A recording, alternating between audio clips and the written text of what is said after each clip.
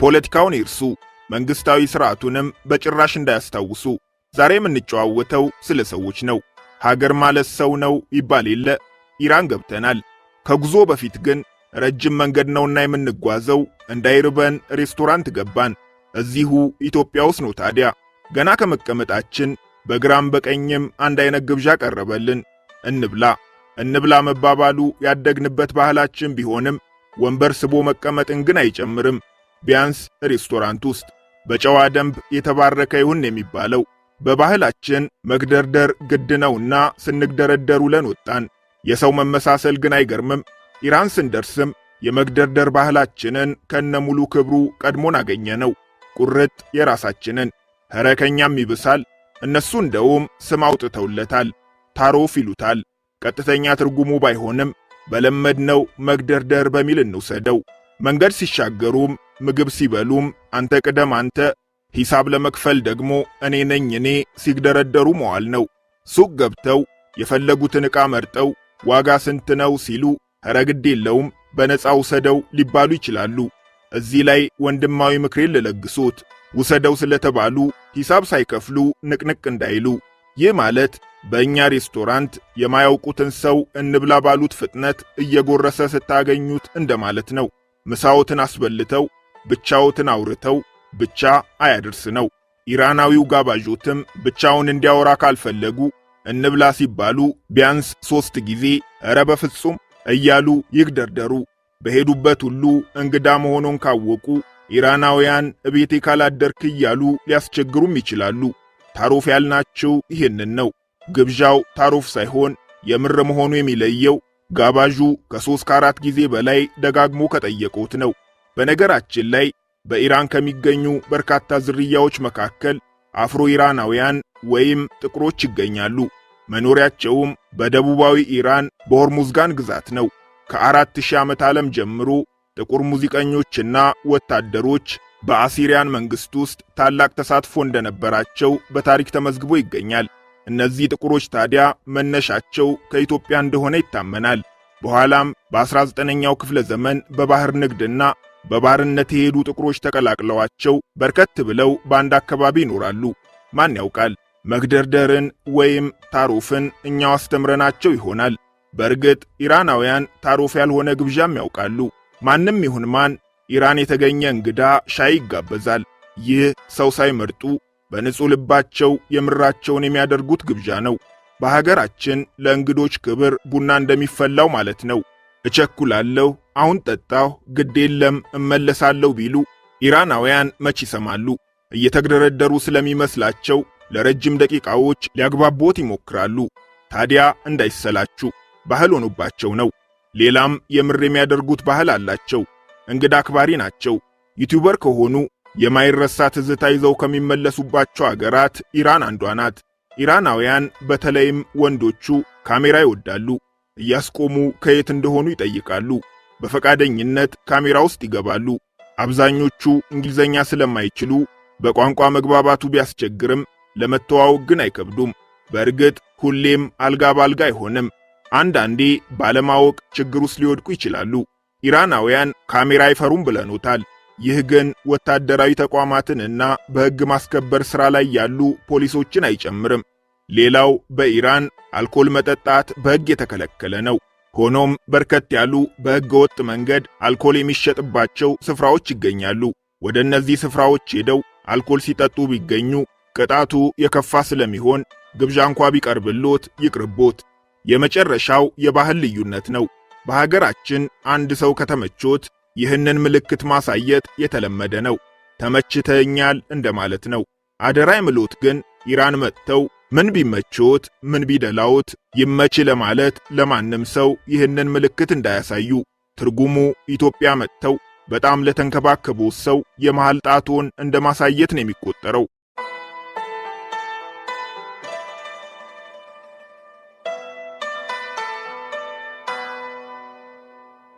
መግቢያችን ላይ ፖለቲካ ላንነጋገር መስማማታችንን ያስታውሳሉ። በእርግጥ ይህ የዋህነት ሊሆን ይችላል። ይሁን ካልነው ፖለቲካ የማይሆን ነገር የለምና የምንተነፍሰው አየር ራሱ ንጹህ ሲሆን ተፈጥሮ ሲበከል ፖለቲካ ይሆናል። ሀገራትም እንዲህ ናቸው። የመጡ መንግስታት ሁሉ በመልካቸው የሚስሏቸው። መንግስታቱ ሲወድቁ ህዝቡ ወደ ቀደመ ሕይወቱ ይመለሳል።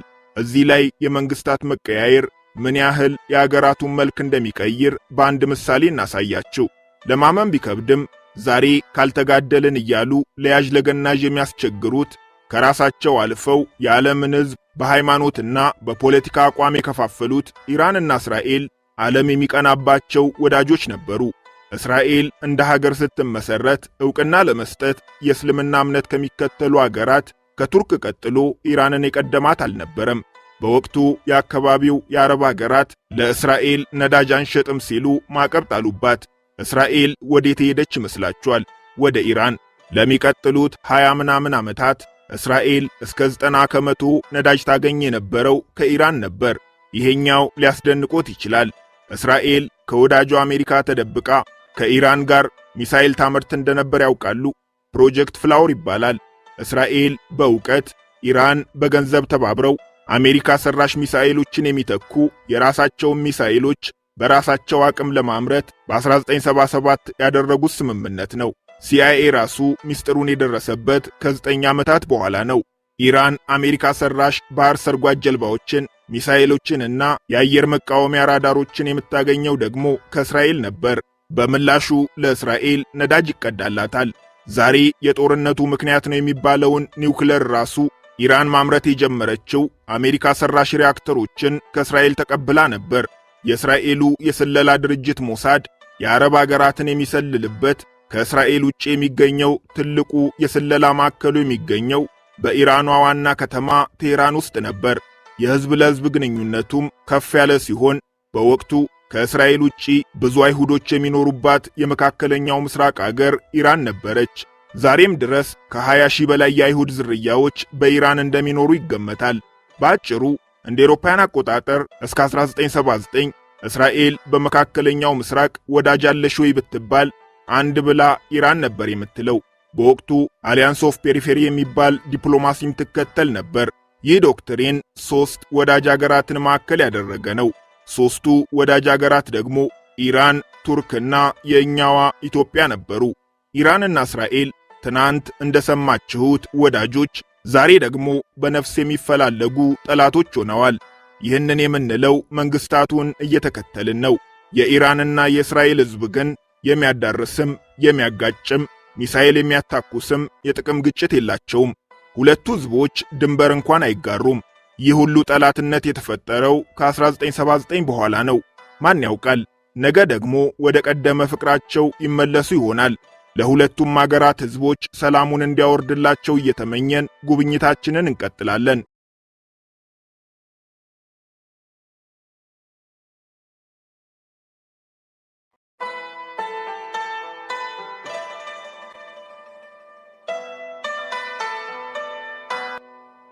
አብዛኞቻችን በተሳሳተ መንገድ እንደምንረዳው ኢራናውያን አረቦች አይደሉም፣ አረብኛም አያወሩም። ሕዝቦቹ ፐርሺያንስ፣ ቋንቋቸው ፐርሺያን፣ በእነሱ አጠራር ፋርሲ ይባላል። ከሃይማኖትና ጂኦግራፊያዊ መቀራረብ ውጪ ከአብዛኞቹ የአረብ አገራት ጋር እንደውም ጥሩ ግንኙነት የላቸውም። ኢራን የመካከለኛው ምስራቅ አገር እንደመሆኗ በብናኝ አሸዋዎች የተሸፈነች ጭው ያለች በረሃ የምትመስለን ሰዎች ብዙ ነን። በእርግጥ ከፊል ኢራን በረሃ ቢሆንም በሚያስደንቅ መልኩ ግን በረዶ የሚዘንብባቸው ከተሞችና በረዶ የሚጋግሩ ተራሮችም አሏት። የሕዝብ ቁጥራቸው 92 ሚሊዮን ነው። ወጣቶች ይበዛሉ። 40 ከመቶ የሚሆኑት እንደውም ዕድሜያቸው ከ25 ዓመት በታች ነው። ከዜጎቿ 73 ከመቶ የሚሆኑት በከተማን የሚኖሩት። ዋና ከተማቸው ቴህራን ትባላለች። 15 ሚሊዮን ኢራናውያን ይኖሩባታል። የሀገሪቱ ትልቋ ከተማ የፖለቲካና የፋይናንስ ማዕከልም ናት። ቴህራን በየዓመቱ ወደ ኢራን ለሚመጡ 4 ሚሊዮን ዓለም አቀፍ ቱሪስቶች ዋነኛዋ የመግቢያ በርም ናት። ቴህራን ሲደርሱ የሚደነቁበትን አንድ መረጃ እንንገሩት። ኢራን የመጣ ሰው ልክ እግሩ ቴህራንን እንደረገጠ ሚሊዮነር ይሆናል። የምሬን ነው። ይህንን ዶክመንተሪ የምታዩ ቤተሰቦቼ ሁላችሁም፣ እደግመዋለሁ፣ ሁላችሁም ኢራን ብትመጡ በአንዲት ሌሊት ሚሊዮነር ትሆናላችሁ። ኢራን በምዕራባውያን አገራት ተደጋጋሚ ማዕቀቦች ትከሻዋ የጎበጠባት አገር ናት። የማዕቀቡ አንዱ መልክ ደግሞ ኢራን ዓለም አቀፍ ንግዶችን እንዳታካሂድ ዓለም አቀፍ የመገበያያ ገንዘቦችንም እንዳታገኝ ማድረግ ነው። በዚህ ምክንያት የኢራን ሪያል ከዶላር አንጻር ያለው ዋጋ ማንንም ተጓዥ በአንዲት ሌሊት ሚሊዮነር ያደርጋል። ይህ ቪዲዮ በሚሰራበት ቀን ለምሳሌ አንድ የአሜሪካ ዶላር በ930 ሺህ የኢራን ሪያል ነው የሚመነዘረው። መጠኑ ግር ካሎት የመጋቢቱን ወር የምንዛሬ ዋጋ እንንገሮት። መጋቢት ላይ 1 ዶላር በ1 ሚሊዮን የኢራን ሪያል ነበር የሚመነዘረው። እናም 1 ዶላር ብቻ ይዘው ኢራን ቢመጡ በአንድ ሌሊት ሚሊዮነር ሆኑ ማለት ነው። ሀገራቱን ያላወቅነው እንጂ ሚሊዮነርነትማ በአንዳንድ ሀገራት ቀላል ነው። በእርግጥ የምንዛሬው በዚህ ደረጃ መውደቅ መጥፎ ጎንም አለው። ቱሪስት ሆነው ቢመጡና 100 ዶላር ቢመነዝሩ ስንት ሪያል ተሸክመው እንደሚዞሩ ያስቡት። በዛ ላይ ኢራን የካሽ አገር ናት። ደግነቱ ትላልቅ የሪያል ኖቶች አሏት። በሀገራችን ትልቁ የብር ኖት ለምሳሌ የ200 ብር ነው። በኢራን ደግሞ ትልቁ ኖት የ2 ሚሊዮን ሪያል ነው። አንዷ ወረቀት የ2 ሚሊዮን ሪያል ዋጋ አላት። ስለዚህ 2 ዶላር ሲቀይሩ አንድ ትልቁ ይሰጣቸዋል ማለት ነው። እዚህ ላይ ማሳሰቢያ አለን። በኢራን የምንዛሬ ዋጋ የሚተመነው በመንግስት ነው። የብሔራዊ ባንክን ይፋዊ የምንዛሬ ዋጋ ቢመለከቱ 1 ዶላር በ42000 ሪያል ይመነዘራል ነው የሚለው። እኛ የነገርናችሁ የብላክ ማርኬቱን ዋጋ ነው። በእርግጥ በየሄዱበት ሁሉ የሚያገኟቸው ይፋዊ የሆኑት የውጭ ምንዛሪ ሱቆችና በየመንገዱ የሚያገኟቸው መንዛሪዎችም እኛ በነገርናችሁ በጥቁር ገበያው ዋጋ ነው የሚመነዝሩት። ሌላ ቴህራን ሲደርሱ አየዋለሁ ብለው የማይጠብቁትን መረጃ እንስጣችሁ። የዓለማችን ትልቁ ሞል የት የሚገኝ ይመስላችኋል? ዱባይ፣ ሲንጋፖር ወይስ ሻንጋይ? በፍጹም የዱባዩን ዱባይ ሞል የቻይናውንም ሳውዝ ቻይና ሞል በመብለጥ የዓለማችን ትልቁ የሆነው ሞል እዚሁ በኢራኗ ዋና ከተማ በቴህራን የሚገኘው ኢራን ሞል ይባላል። 2 ሚሊዮን ካሬ ሜትር ይሰፋል። ግንባታው ተጠናቆ አገልግሎት መስጠት የጀመረው በ2018 ነው። የሚገርመው ግን በዓለማችን ትልቁ ሞል ውስጥ አንድም ዓለም አቀፍ ብራንድ ያለው ሱቅ አያገኙም። የስታርባክስ ቡና፣ የማክዶናልድ በርገር፣ የኤችኤንዴም አልባሳት እዚያ አይገኙም። ምክንያቱም የምዕራቡ አገራት በጣሉት ማዕቀብ ምክንያት ዓለም አቀፍ ብራንዶች ኢራን እንዳይገቡ ተከልክለዋል። ነገርየው ለሀገር ውስጥ ምርቶች ጥሩ ዕድልን የከፈተም ይመስላል።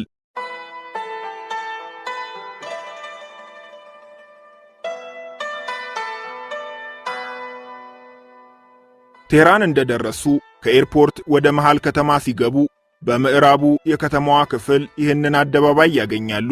አዛዲ ስኩዌር ይባላል። የቴህራን ምልክቷ ነው። አዛዲ በፋርስኛ ነጻነት ማለት ነው። ይህ ስም የተሰጠው ከ1979 አብዮት በኋላ ሲሆን የመጀመሪያው ስሙ ግን ሻህያድ ስኩዌር ነበር።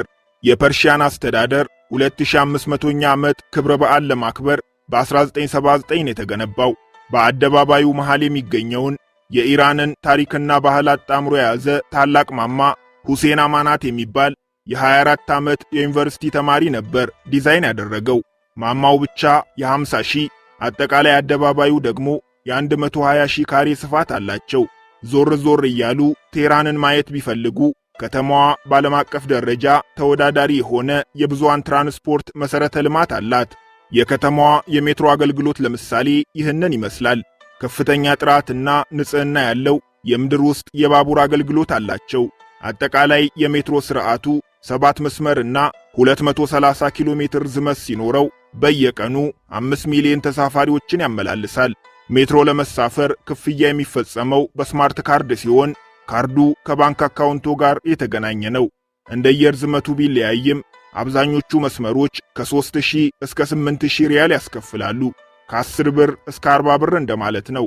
ከተማዋ ከሜትሮ ውጪ የተደራጀ የቢአርቲ የመደበኛ ባስና የታክሲ አገልግሎትም አላት። ራይድ ከፈለጉ ስናፕ የተሰኘ የራይድ አገልግሎት የሚሰጥ ድርጅት አለሎት። ማሻድ ከቴህራን ቀጥሎ ብዙ ዜጎች የሚኖሩባት ትልቋ የኢራን ከተማ ናት። 4.2 ሚሊዮን ነዋሪዎች አሏት። የኢራን መንፈሳዊ ዋና ከተማ በመባልም ትታወቃለች። በዓመት 25 ሚሊዮን ሃይማኖታዊ ተጓዦችን ታስተናግዳለች። ከተማዋ 8ኛው የሺያ ኢማም የሆኑት የኢማም ሪዛ የቀብር ስፍራ የሚገኝባት በሺያ እስልምና ተከታዮች ዘንድ ቅድስት ከተማ ናት። ከምድራችን ትላልቅ መንፈሳዊ ስፍራዎች አንዱ የሆነውና 600 ሺህ ካሬ የሚሰፋው የኢማም ሪዛ ሽራይን መገኛም ናት። ከተማዋ በርከት ያሉ የሀገር ውስጥ ተጓዦችን ስለምታስተናግድ በመላው ኢራን ከሚገኙ ትላልቅ ሆቴሎች 55 ከመቶ የሚሆኑትን ትይዛለች። ኢስፋሃን የኢራናውያንን የመቻቻል ባህል የምታሳይ ሶስተኛዋ ትልቋ ከተማ ናት። 2.2 ሚሊዮን ነዋሪዎች አሏት። በከተማዋ ጥንታዊ መስጊዶች፣ ካቴድራሎችና ምኩራቦች ይገኛሉ። ይህ ለምሳሌ ቫን ካቴድራል ይባላል። የአርመኖች ቤተክርስቲያን ነው። የአይሁድና የባሃይ ቤተ እምነቶችም በኢስፋሃን ይገኛሉ። ከተማዋ እስላማዊ ትውፊቶችንና የፐርሺያ የሥነ ሕንፃ ጥበብን በተላበሱ ግንባታዎቿም ትታወቃለች። የኢስፋሃን እምብርቷ ናሺ ጃሃን ስኩዌር ይባላል። በዩኔስኮ የዓለም ቅርስነት የተመዘገበ አደባባይ ነው። ግንባታው ተጠናቆ አገልግሎት መስጠት የጀመረው የዛሬ 400 ዓመት በ1629 ነው። 89000 ካሬ ስፋት አለው። በዙሪያውም የሻ መስጊድና እጅግ ውብ የሆነው የአሊ ቃፑ ቤተ መንግሥት ይገኛሉ። ለጉዞዎት ማስታወሻ እንዲሆኑት በአዋቂ እጆች የተሰሩ የፐርሺያ ምንጣፎችን መግዛት ከፈለጉም ትክክለኛው ቦታ ነው የመጡት። ከአደባባዩ ብዙም ሳይርቁ ታላቅ የገበያ ማዕከል ያገኛሉ።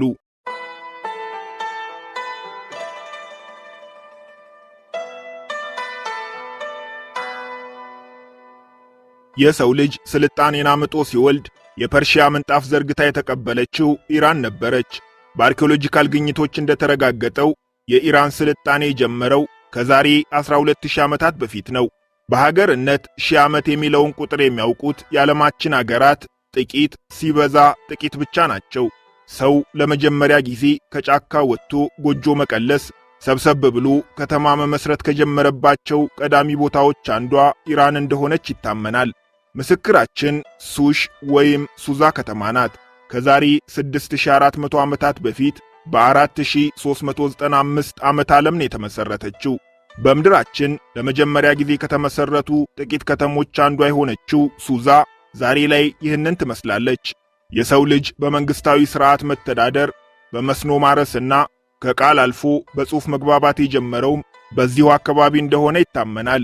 ለዘመናዊ ስልጣኔያችን መሠረት የጣለው በሰው ልጅ ታሪክ የስልጣኔዎች ሁሉ እናት የሚባለው የኤፍራጥስና ጤግረስ ወንዞችን ተከትሎ የተመሰረተው የሜሶፖታሚያ ስልጣኔም ሙሉ ኢራቅን፣ ከፊል ሶሪያ፣ ከፊል ቱርክና ደቡብ ምዕራብ ኢራንን እንደሚጨምር ልብ ይሏል። ሌላው የኢራንን ጥንታዊነት ከሚያሳዩ ነገሮች አንዱ የቀን አቆጣጠሯ ነው። ምዕራባውያን የግሪጎሪያንን፣ የአረብ አገራት ደግሞ የሂጅራ የዘመን አቆጣጠርን በጋራ እንደሚጠቀሙ ይታወቃል። ዓለማችን ላይ የራሳቸው የቀን አቆጣጠር ያላቸው አገራት ኢትዮጵያን ጨምሮ ጥቂት ናቸው። አንዷ ኢራን ናት። የኢራን የቀን አቆጣጠር ፐርሺያን ካሌንደር ይባላል። የኢራናውያን የቀን አቆጣጠር እስልምናን ከመቀበላቸው በፊትም የነበረ ነው። በቀደመው ዘመን ከግሪጎሪያኑ የዘመን አቆጣጠር ጋር እኩል ነበር። እስልምናን እንደ ብሔራዊ ሃይማኖት ከተቀበሉ በኋላ ግን መነሻው ላይ የነበሩትን 622 ዓመታት በመቀነስ እንደ አዲስ መቁጠር በመጀመራቸው ዛሬ ላይ ከአውሮፓውያኑ የቀን አቆጣጠር በ622 ዓመታት ወደ ኋላ ይቀራሉ። የኢራናውያን ካሌንደር ከአውሮፓውያኑ ብቻ ሳይሆን ከሂጅራ ካሌንደርም በ42 ዓመታት ወደ ኋላ ይቀራል። ሁለቱ ካሌንደሮች ሃይማኖትን መሠረት አድርገው እኩል ቀን መቁጠር የጀመሩ ቢሆንም የኢራናውያን ካሌንደር ከሂጅራ ካሌንደር ወደ ኋላ የቀረበት ምክንያት ጨረቃን ሳይሆን ፀሐይን መሠረት ያደረገ በመሆኑ ነው። በኢራን የሳምንቱ የመጀመሪያ ቀን ቅዳሜ ሲሆን የሳምንቱ የመጨረሻ ቀን ደግሞ አርብ ላይ ይውላል። ሥራ ዝግ የሚሆንባቸው የሳምንቱ የእረፍት ቀናት ሐሙስና አርብ ናቸው። በኢራን ካሌንደር ውስጥ 12 ወራት ይገኛሉ። የመጀመሪያዎቹ 6 ወራት 31 ቀናት አሏቸው። ቀጥሎ የሚመጡት 5 ወራት 30፣ የመጨረሻዋ አንድ ወር ደግሞ 29 ቀናትን ሲይዙ በአራት ዓመት አንዴ 12ኛዋ ወር 30 ቀን ትሆናለች። የኢራናውያን አዲስ ዓመት የሚውለው በእኛ መጋቢት ወር ላይ ነው። ለ13 ቀናት የሚከበር ድል ያለ ብሔራዊ በዓል ነው። ኖሩዝ ይባላል። ኢራን የመሄድ ዕቅዱ ካለዎት በዚህ ጊዜ ባይሄዱ ይመከራል። በመላ አገሪቱ ከፍተኛ እንቅስቃሴ የሚደረግበት፣ ግብይት የሚፈጸምበት፣ ሕዝብ እየወጣ የሚዝናናበትና የቱሪስት መስህብ ስፍራዎች ዝግ